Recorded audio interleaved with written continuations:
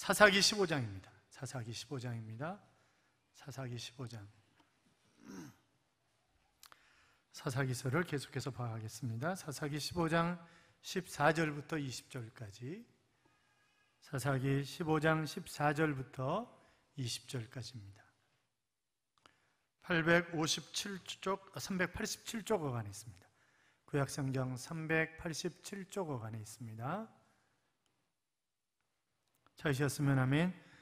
교독합니다. 14절 제가 있습니다. 삼손이 레이의 이름에 블레셋 사람들이 그에게 마주 나가며 소리 지를 때 여호와의 영이 삼손에게 갑자기 임하심에 그의 팔 위에 밧줄이 불탄 삼과 같이 그의 결박되었던 손에서 떨어진지라.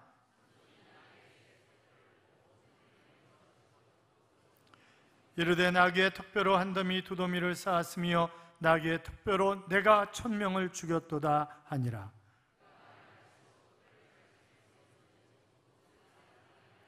삼손이 심히 목이 말라 여호와께 부르짖어 이르되 주께서 종의 손을 통하여 이 큰 구원을 베푸셨사오나 내가 이제 목말라 죽어서 할례받지 못한 자들의 손에 떨어지겠나이다 하니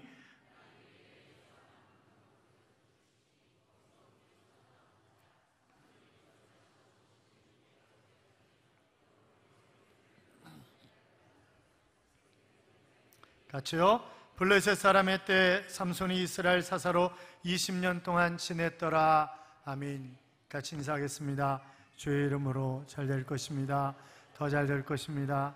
끝없이 잘 될 것입니다. 아멘. 저희가 옛날에 주의 이름으로 잘 될 것입니다. 잘 되십시오 이렇게 했었죠, 그죠?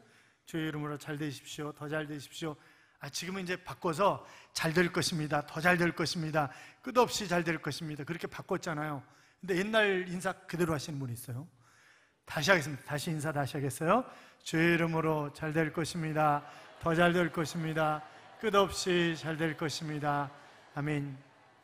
잘 되시되 끝없이 잘 되실 줄로 믿습니다. 4층도 잘 되실 줄로 믿습니다. 성경에서 가장 극적인 삶을 산 사람이 누구일까 하는 것에 관해서 많은 사람들이 삼손 그렇게 이야기를 합니다. 어느 평범한 그런 사람의 인생 속에서 발견할 수 없는 것들이 많이 나타나기 때문에 그렇게 이야기할 것입니다. 그의 인생을 드라마틱하게 만든 두 가지 요소를 이야기한다고 한다면 첫째는 하나님께서 주신 놀라운 힘이었습니다. 마치 그리스 신화에 나오는 헤라클레스처럼 막강한 힘을 가지고 있는 남다른 괴력을 가지고 있는 사람이 바로 삼손이었고 그것 때문에 또 상당한 어려움을 겪고 있는 그런 모습도 우리가 볼 수 있습니다. 또 한 가지는 스캔들이다 그렇게 얘기할 수 있을 거예요. 삼손은 몇 차례 블레셋 여인들과 스캔들을 벌였습니다. 그리고 그 스캔들 때문에 역시 어려움을 겪게 됩니다.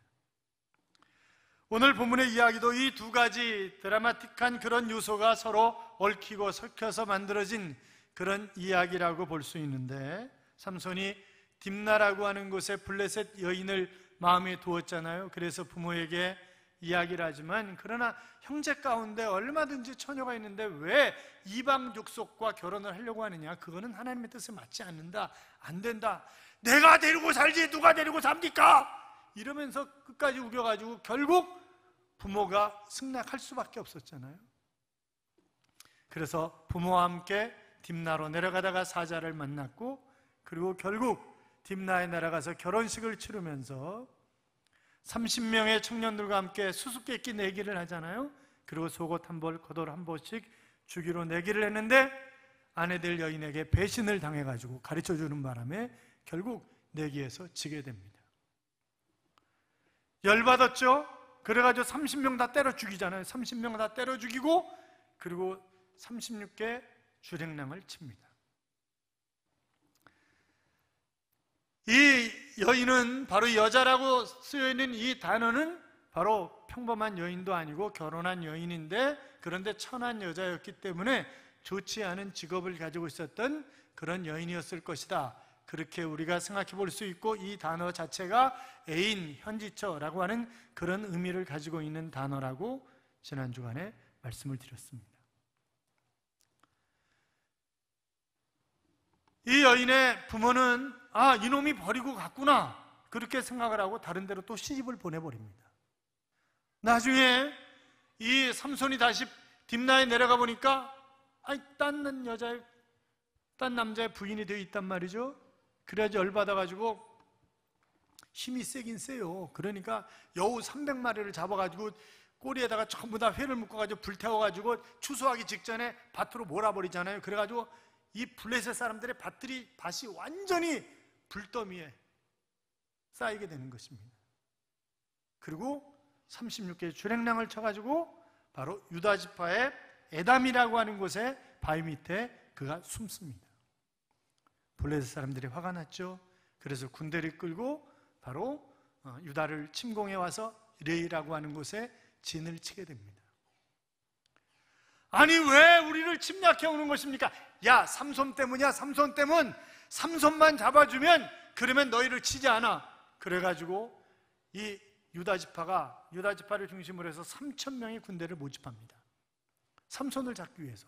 아니 블레셋과 나가서 싸울 때는 한 놈도 일어서는 놈이 없는데, 죄송해요 놈이라 그래가지고, 그런데 삼손 잡겠다고 3,000명이 일어선 거예요. 그래가지고 삼손을 잡으러 갑니다. 그랬더니 삼손이 순수하게 묶이는 거죠. 팔을 묶이는 것입니다. 왜요? 동족끼리 싸우는 것을 원치 않기 때문에 그가 결국 순수하게 묶였고, 그리고 레위까지, 이 블레셋 사람들이 진치고 있는 레위까지 끌려오게 됩니다. 블레셋 사람들이 열받았잖아요. 그래가지고 확 삼손에게 달려드는데 하나님의 영이 그와 함께 하심으로 그가 마치 묶여있던 이 밧줄끈이 불타버린 삼과 같이 툭툭툭 끊어지는 거죠.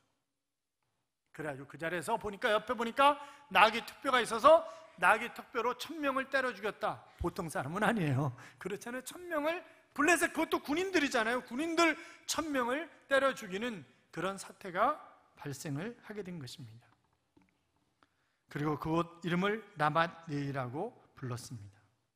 자, 그런데 이 사건 이후에 바로 이 삼손이 갈증을 느끼게 되는 거죠. 목의 갈증을.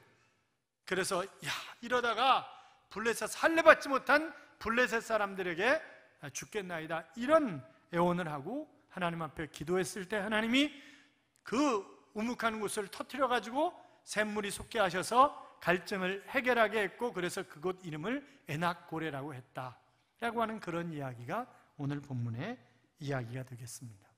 어떻게 보면 전설 같기도 하고 신화 같기도 하지만, 그러나 전설도 아니고 신화도 아니고 이것은 역사적인 사실이고, 하나님이 특별한 사람에게 특별한 방법으로 어떻게 역사하시는가, 하나님이 어떤 하나님이신가, 하나님이 어떤 은혜를 베푸시는 그런 하나님이신가를 우리에게 가장 잘 보여주고 있는 그런 본문 가운데 하나다, 그렇게 볼 수 있는데, 자 보세요.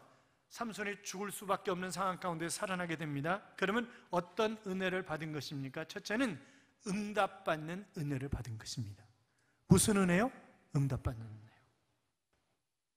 자, 18절 19절 보세요. 18절 19절 같이 읽어요. 삼손이 심히 목이 말라 여호와께 부르짖어 이르되 주께서 종의 손을 통하여 이 구원을 베푸셨사오나 내가 이제 목말라 죽어서 할례받지 못한 자들의 손에 떨어지겠나이다 하니, 하나님이 레위에 사는 우묵한 곳을 터뜨리시니 거기서 물이 솟아나오는지라 삼손이 그것을 마시고 정신회복되어 소생하니, 그러므로 이 샘 이름을 에낙고레라 불렀으며 그 샘이 오늘까지 레위에게 있더라. 아멘. 우리가 주목해야 할 단어가 에낙고레라고 하는 그런 단어입니다.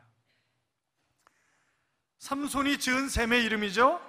여러분, 엔과 학고레가 합쳐진 그런 단어입니다. 엔이라고 하는 말은 솟아나는 우물, 샘을 의미하는 그런 단어이고, 학고레라고 하는 말은 부르짖는 사람이라고 하는 그런 뜻입니다. 그러니까 이 에낙고레는 부르짖는 사람의 샘이라고 하는 그런 의미의 샘입니다. 자, 삼손이 목이 말라서 갈증이 생겨서 죽게 되어서 하나님 앞에 간절히 기도했더니 하나님께서 삼손의 기도를 들으시고 샘을 터뜨려 주셨다라고 하는 그런 얘기잖아요. 이것은 뭐예요? 기도에 응답하셨다는 그런 얘기잖아요. 여러분, 성경에 보면 응답에 대한 약속이 셀 수 없이 많이 나와 있습니다. 예레미야 33장 3절에 보시면 너는 내게 부르짖으라 내가 네게 응답하겠고, 그렇게 말씀하셨고, 우리가 잘 아는 마태복음 7장 7절 이하에 보시면 구하라 그리하면 너희에게 주실 것이요 찾으라 그리하면 찾아낼 것이요 문을 두드리라 그리하면 너희에게 열릴 것이니 구하는 이마다 받을 것이요 찾는 이가 찾을 것이요 두드리는 이에게는 열릴 것이니라. 너희 중에 누가 아들이 떡을 달라 하는데 돌을 주며 생선을 달라 하는데 뱀을 줄 사람이 있겠느냐? 너희가 악한 자라도 자식에게 좋은 것을 줄 알거든 하물며 하늘에 계신 너희 아버지께서 구하는 자에게 좋은 것을 주시지 않겠느냐? 그렇게 말씀하셨습니다. 여러분, 이런 약속들이 너무나 많아요.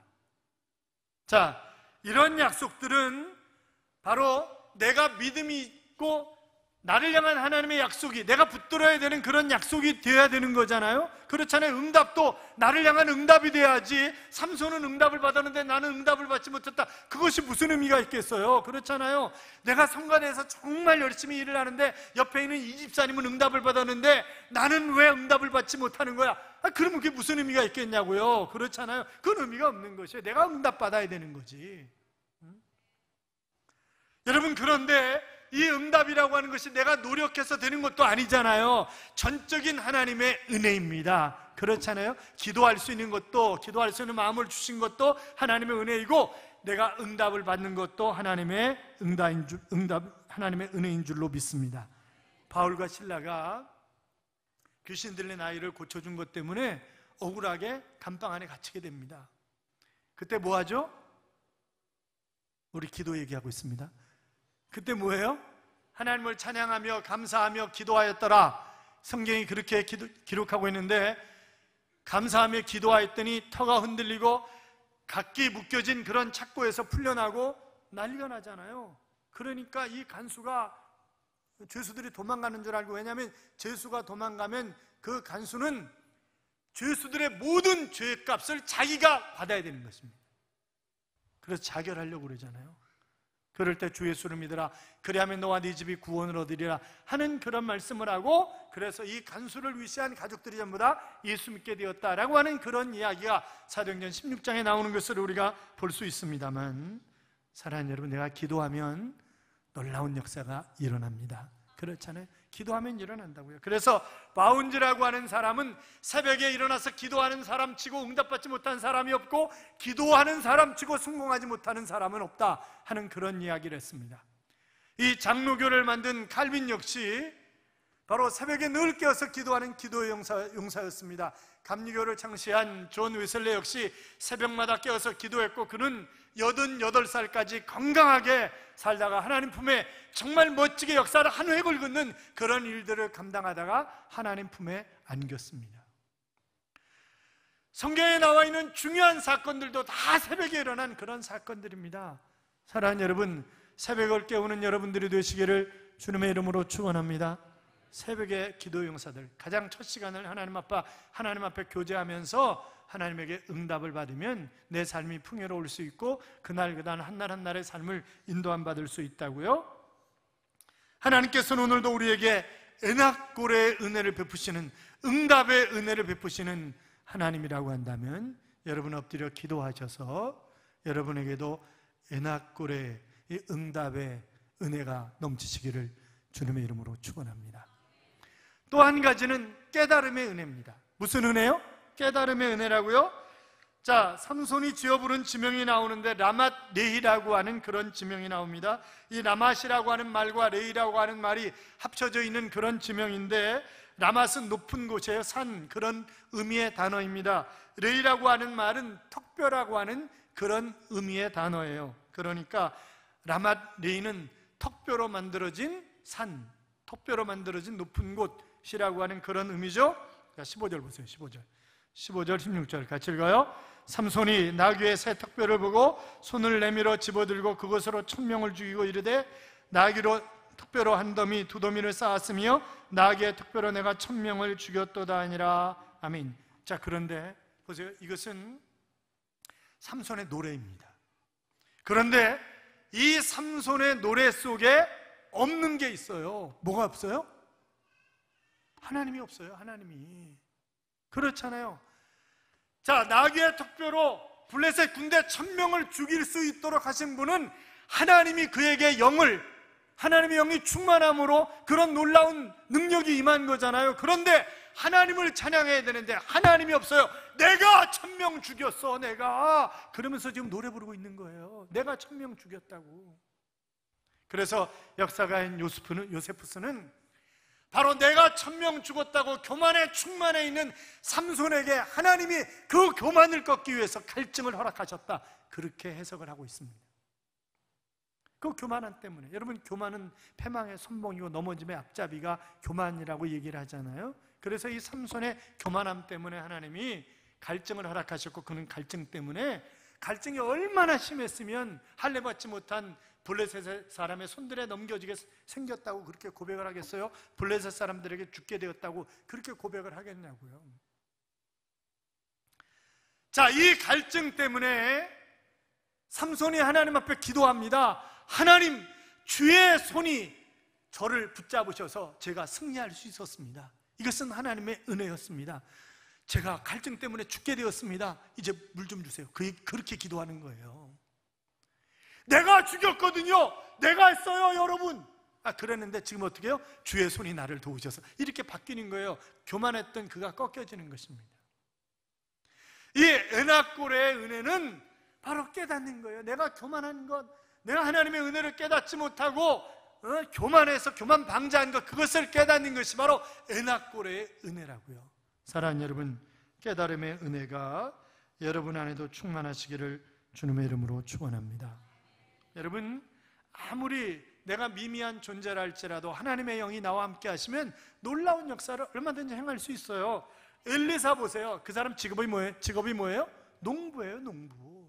그냥 농부예요. 그런데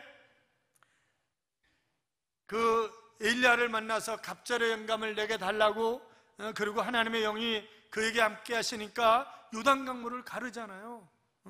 여리고성에 물을 달게 하고 마른 또랑에 물을 채우고 기름병에 기적을 행하고 나만의 문둥병을 고치고 죽은 아이를 살리는 그런 기적으로 쓰임받는 하나님의 사람이 되는 것을 우리가 볼 수 있지 않냐, 이 말이죠. 그러니까 하나님의 영이 임하면 된다고요. 내가 아무리 미미한 존재라 할지라도, 사랑하는 여러분, 정말 힘들고 어려운 상황 가운데 있다 할지라도 하나님이 나를 붙잡으셔서 하나님의 영에 충만한 그런 사람이 되면 얼마든지 다시 일어서서 멋지게 쓰임받을 수 있다고 믿습니다. 췌장암 수술이 재발되어서 6개월 사형 선고를 받고 마지막 강의를 한 랜디 포시 교수를 아십니까? 마지막 강의라고 하는 책을 쓴 그런 분인데, 그는 미국에 있는 카네기 멜론 대학의 명망 있는 교수였습니다. 그가 강의한 동영상이 유튜브에 올려져 있어서 수천만 명이 그것을 보고 같이 눈물을 흘렸습니다. 그는 이렇게 얘기를 합니다. 저는 췌장암에 걸렸고 앞으로 몇 달을 못 삽니다. 밝은 미소로 거침없이 얘기를 하는 거죠. 그리고 한 손으로 여유 있게 팔굽혀 펴기를 합니다. 제가 우울한 것 같나요? 그렇다면 여러분에게 실망을 안겨드려서 죄송합니다. 그러면서 자기는 어린 시절을 추억한 뒤에 남은 날들을 신나게 살 것이라고, 왜냐하면 그것밖에 할 것이 없기 때문에 나는 남은 날들을 정말 신나게 살 것이라고 얘기를 합니다. 그가 췌장암이 재발했을 때 의사에게 물었습니다. 얼마나 살 것 같냐고. 그랬더니 의사가 대답하는 말이 6개월은 건강하게 살 수 있습니다. 이렇게 얘기를 하는 거예요. 의사가 6개월밖에 못 삽니다. 그러면 실망했을 터인데 6개월을 건강하게 살 수 있습니다. 아, 그렇구나. 내가 가족들과 건강하게 살 수 있는 시간이 앞으로 6개월이나 남았구나. 그러면서 그는 하나님 앞에 감사합니다. 그리고 정말 행복한 삶을, 최선을 다하는 삶을, 그리고 아버지로서 자기가 기억될 만한 것을 자식에게 남겨주고 싶은 거죠. 그러면서 이렇게 얘기를 합니다. 감사하라, 포기하지 말라, 정직해라. 그러면서 또 한편은 이런 얘기도 합니다. 부상당한 사자도 으르렁대고 싶습니다. 그런 얘기를 하는 거죠. 그리고는 그 남은 여생 6개월을 정말 행복한 삶을 살다가 가게 됩니다. 사랑하는 여러분, 어떤 경우에라도 낙심하지 말고 부정적인 생각으로 여러분 자신을 채우지 마십시오. 하나님은 오늘도 우리에게 에낙골의 은혜를, 바로 깨달음의 은혜를 주시는 그런 하나님이십니다. 우리를 다시 이렇게 세우시는 하나님이십니다. 그런 은혜가 여러분 안에 충만하시기를 주님의 이름으로 축원합니다. 또 한 가지의 은혜는 회복의 은혜예요. 무슨 은혜요? 회복의 은혜예요. 여러분, 어떻게 보면 삼손은 지금 슬럼프에 빠져 있는 것입니다. 혼자서 1000명을 상대해서 대승을 거둔 삼손이 죽을 것 같은 힘든 순간을 맞이하는 거죠. 아마 모든 기력이 바닥이 났을 거예요. 정말 생명 걸고. 여러분, 마찬가지예요. 다 우리도 기력이 쇠할 때가 있잖아요. 야, 다 싫어. 이제 다 싫어. 사람 만나기도 싫고, 다 싫어. 일하는 것도 싫고, 다 싫어. 그냥 좀 퍼져 있었으면 좋겠어. 그럴 때 여러분 없어요? 그럴 때 있어요. 다 있어요. 여러분도 마찬가지고 저도 마찬가지예요. 열심히 일을 했지만 그러나 사람들의 오해, 이런저런 상황들, 이런 것들 때문에 주저앉고 싶을 때가 누구나 다 있다고요. 그러나 그때 다시 일어날 수 있는 힘을 주시는 분이 하나님이시라고요. 여러분 보세요. 엘리야 보세요. 갈멜산에서 바알 선지 450명, 아세라 선지 400명, 1대 850으로 싸우기로 하잖아요. 근데 갈멜산에서 싸우는 모습은 바알 선지 450명만 나오기 때문에 1대 450으로 싸우는지 1대 850으로 싸우는지는 잘 모르겠지만 어떻든 바알 선지자를 다 잡아 죽이잖아요. 기손 시내까지 쫓아가면서 다 죽입니다. 그리고 막 하나님 앞에 간절히 이 머리를 무릎 사이에 박고 기도했더니 3년 넘게 비가 오지 않았던 것들이 큰 비에 빗소리가 있나이다. 소낙비가 막 쏟아지기 시작하는 거죠. 그리고 아하방의 마차 앞에서 이스라엘까지 막 달려가는 거예요. 아마 발걸음이 날아가는 것 같았을 것입니다. 그런데 그에게 들려오는 소식이 센 여자 이세벨이가 자기를 죽이겠다고 하는 그런 겁박의 소리가 들려왔을 때 그는 36개의 주랭랑을 칩니다. 광야로. 그리고 로뎀나무 아래에서 하나님 차라리 나를 죽여주세요. 왜요? 그는 지금 기력이 쇠한 거예요. 다 단순한 거예요. 그러니까 하나님 차라리 나를 죽여주십시오. 나를 그냥 데려가 주십시오. 그렇게 고백하는 것 우리가 볼 수 있지 않냐 이 말이죠. 여러분 19절 좀 보세요. 19절 다시 읽어요. 하나님이 르이에서 한 우묵한 곳을 터뜨리시니 거기서 물이 솟아나오는지라 삼손이 그것을 마시고 정신이 회복되어 소생하니 그러므로 그 샘 이름을 에나꼬레라 불렀으며 그 샘이 오늘까지 르이에 있더라. 여기 회복되어라고 하는 말은 돌아온다 그런 단어입니다. 그러니까 온전히 다시 회복하게 되었다 그런 말이죠. 갈증 때문에 정신이 혼미한 상태에서 돌아오는 것입니다. 나로부터 이제 하나님에게로 온전히 돌아서는 것입니다. 여기 정신은 생명, 능력, 호흡이라고 하는 그런 단어인데, 자, 하나님께서 그에게 다시 능력을 주셔서 다시 회복시켜 주셨다고 하는 그런 얘기입니다. 사랑하는 여러분, 갈증이 있습니까? 물질입니까? 아니면 인간입니까? 아니면 어떤 직장 때문에, 아니면 사업 때문에 갈증이 무엇입니까?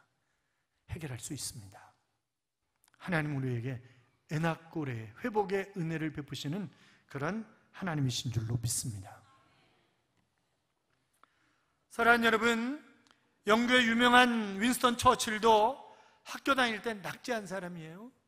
우리가 잘 알고 있는 유명한 발명한 에디슨도 수없이 많은 실패를 한 사람입니다. 1879년 10월 18일 에디슨은 일정 전압에도 견디는 이 라멘트를 만드는데 11만 번 실패했다고 했습니다. 그런데 그는 실패했다고 하는 단어를 쓰지 않고 나는 11만 번 안 되는 방법을 알아냈을 뿐입니다. 그렇게 얘기를 합니다. 실패한 것이 아니라는 거죠. 안 되는 방법을 알아냈을 뿐이지. 이런 것 같지만 우리에게 아주 회복할 수 있는 하나님의 능력의 도구가 남아 있습니다. 하나님의 손에 붙들리면 얼마든지 회복될 수 있습니다. 할 수 있거든요. 무슨 말이냐? 믿는 자에게는 능치 못할 일이 없느니라 하셨습니다. 사도 바울은 내게 능력 주시는 자 안에서 내가 모든 것을 할 수 있느니라. 내가 궁핍에 처할 줄도 알고 부함에 처할 줄도 알며 어떤 상황 가운데 있든지 나는 다시 일어설 수 있다. 이것이 사도 바울이었습니다. 미국의 자동차 회사인 크라이슬러가 파산 직전에 아이아코카를 회장으로 모시게 됩니다. 그러나 회사가 다시 회복될 가능성은 거의 없는 거죠. 그런데 아야코카는 끝났다고 얘기를 하지 않습니다. 다시 일어설 수 있다는 거예요. 왜? 어렸을 때부터 늘 아버지가 그에게 들려준 그런 말이 있어요. 아야코카야, 지난달에 뭐 가지고 걱정했는지 기억이 나니? 작년에 우리가 어떤 일로 걱정을 했지? 기억이 나지 않지? 그에게는 아무것도 아니라는 얘기야. 그러니까 우리는 어떤 환경, 어떤 것이 있든지 그냥 앞으로 달려가면 돼. 걱정하지 마. 수시로 들려진 아버지의 이야기. 그러니까 우리가 자식들에게 정말 긍정적이고 창조적이고 그런 이야기를 들려줘야 되는 거예요. 그러니까 여러분 가운데 주변에서 부정적이고 이상한 소리 하면 끊어요. 관계를 끊어. 그 사람 때문에 내가 될 일도 안 돼. 그렇잖아요. 내가 긍정적인 사람이 돼줘야 돼요. 아버지의 끊임없는, 야, 지난달에 뭐 걱정했던 거 기억나? 작년에 걱정했던 거 기억나? 아니잖아. 아무것도 아니었어 그거. 그러니까 우리는 앞만 보고 가는 거야. 그것이 자기를 살렸고 결국 클라이슬러 자동차 회사를 살려냅니다. 사랑하는 여러분,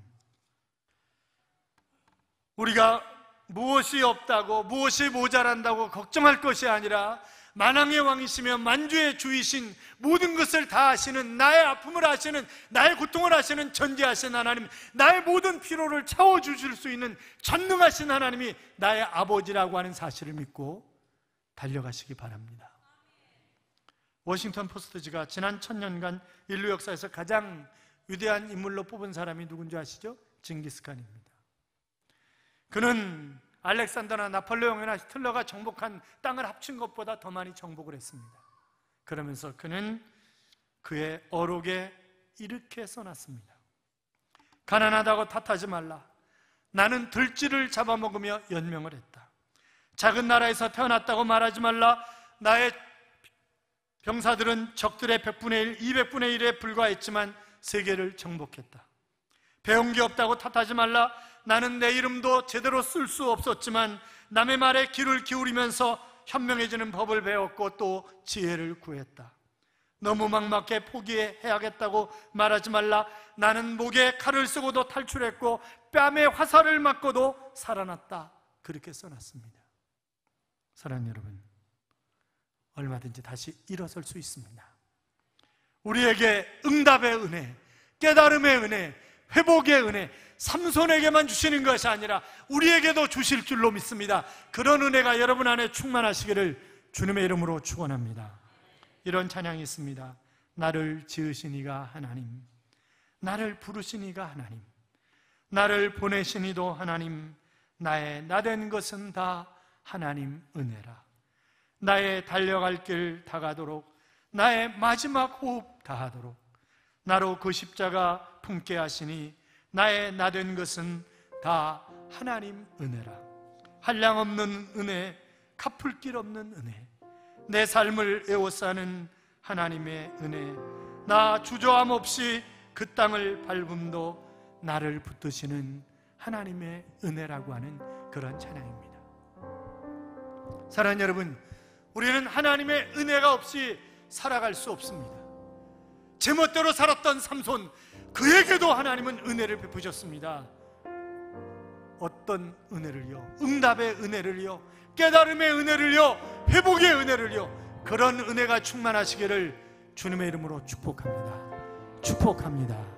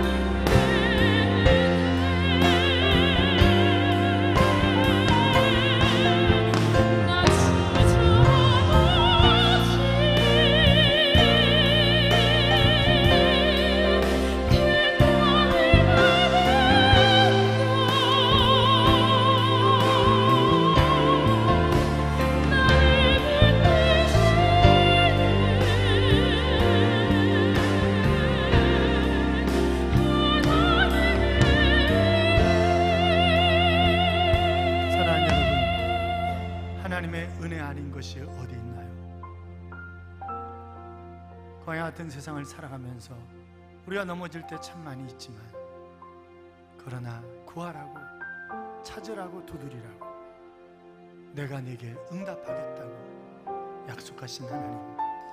문제는 우리의 믿음입니다.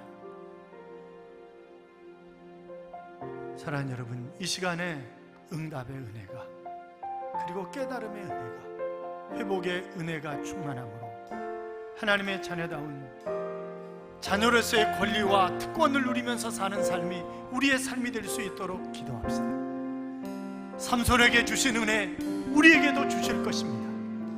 그 하나님을 의지하고 믿고 기도합시다. 같이 기도합니다. 살아계신 하나님 아버지, 여호와 하나님,